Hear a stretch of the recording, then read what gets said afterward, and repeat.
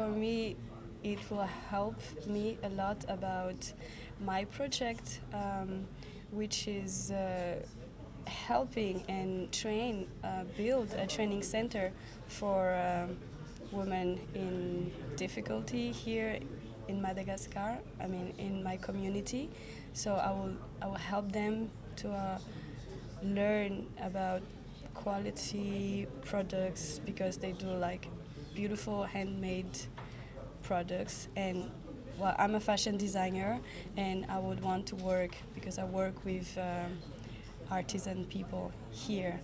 And as I'm self-taught about business, about entrepreneurship, I will need the Mandela program, and I'm really looking forward to exchange, to present my challenges and how people overcome to their challenges as well. And I'm looking forward to